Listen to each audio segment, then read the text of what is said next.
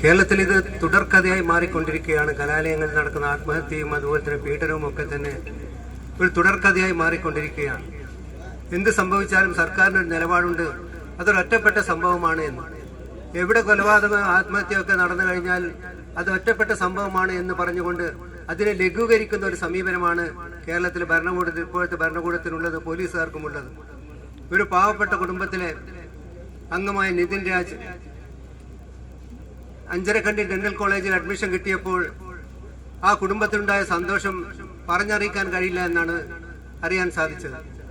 സ്വന്തം മാതാപിതാക്കളോട് പറഞ്ഞു, എനിക്ക് മെറിറ്റിൽ തന്നെ അഡ്മിഷൻ ലഭിച്ചിരിക്കുന്നു, ഞാനൊരു ഡോക്ടറായി വരും, നമ്മുടെ കുടുംബത്തിന്റെ എല്ലാ പ്രശ്നങ്ങളും ബാധ്യതകളും അതോടുകൂടി തീരും, നല്ല രീതിയിൽ മുന്നോട്ട് പോകാൻ സാധിക്കുമെന്ന് മാതാപിതാക്കളോട് പറഞ്ഞിട്ടാണ് അദ്ദേഹം ആ ഡെന്റൽ കോളേജിൽ BDSന് ചേർന്നിട്ടുള്ളത്.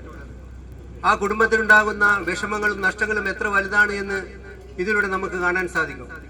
എന്തുകൊണ്ട് ഇത് തുടർക്കഥയാകുന്നു എന്ന് പരിശോധിക്കണ്ടേ? എന്തെങ്കിലും ഒന്ന് സംഭവം നടന്നിട്ട് അതിനുശേഷം നടപടി സ്വീകരിക്കുന്നതിന് പകരം എല്ലാ കലാലയങ്ങളിലും ആന്റി റാഗിംഗ് സ്ക്വാഡൊക്കെ തന്നെ പലരും രൂപീകരിച്ചു. എല്ലാ വിദ്യാഭ്യാസ സ്ഥാപനങ്ങളും അത് സ്ഥാപിക്കണമെന്ന് പറഞ്ഞിട്ടുമുണ്ട്. പക്ഷേ അഞ്ചരക്കണ്ടി മെഡിക്കൽ കോളേജിനെ സംബന്ധിച്ചിടത്തോളം ആ ആന്റി റാഗിംഗ് സ്ക്വാഡിന് നേതൃത്വം കൊടുക്കുന്ന അധ്യാപകൻ തന്നെയാണ് ഇവിടെ ഈ കൊലപാതകത്തിന് ഉത്തരവാദി എന്നുള്ളതാണ് ഏറ്റവും വൈരുദ്ധ്യമായ ഒരു വസ്തുത. അപ്പോൾ അധ്യാപകർ പോലും വിദ്യാഭ്യാസം നേടി ഒരു മനുഷ്യനെ സംസ്കരിച്ചെടുക്കുന്നതിൽ ഉത്തരവാദിത്വമുള്ള വിദ്യാഭ്യാസം നൽകേണ്ട അധ്യാപകർ തന്നെ വിദ്യാർത്ഥികളുടെ കൊലപ്പെടുത്തുന്ന രീതിയിലുള്ള പ്രേരണാകുറ്റം ചെയ്യാൻ മുന്നോട്ട് വരുന്ന ദയനീയമായ കാഴ്ചയാണ് നമുക്ക് കാണാൻ സാധിക്കുന്നത്. ഡോക്ടർ റാമിനെ കുറിച്ച് ഞാൻ പറയുന്നില്ല, ഇവിടെയൊക്കെ തന്നെ പത്രങ്ങളിലൊക്കെ തന്നെ വളരെ സവിസ്തരം അദ്ദേഹത്തെ കുറിച്ചുള്ള വിവരങ്ങൾ വന്നിട്ടുണ്ട്. വിദ്യാർത്ഥികളെ മാനസികമായും ശാരീരികമായും ഒക്കെ തന്നെ പീഡിപ്പിക്കാൻ ഈ അധ്യാപകൻ മുന്നോട്ട് വന്നു എന്ന് നിതിൻ രാജിന്റെ മരണത്തിന് ശേഷം അദ്ദേഹത്തിന്റെ സഹപാഠികളൊക്കെ തന്നെ പോലീസിന്റെ മുമ്പിലും അതുപോലെ തന്നെ പൊതുജനങ്ങൾക്ക് മുമ്പിലും വളരെ വ്യക്തമായി തുറന്നു പറഞ്ഞിട്ടുണ്ട്. എന്നിട്ടും അയാൾ ഒളിവിൽ പോയി എന്ന് പറഞ്ഞുകൊണ്ട് അറസ്റ്റ് ചെയ്യാതെ മാറി നിൽക്കുന്ന ഈ പോലീസിന്റെ തെറ്റായ നടപടിക്കെതിരെയാണ് മുഖ്യമായും നമ്മൾ ഈ സമരം സംഘടിപ്പിച്ചിട്ടുള്ളത്.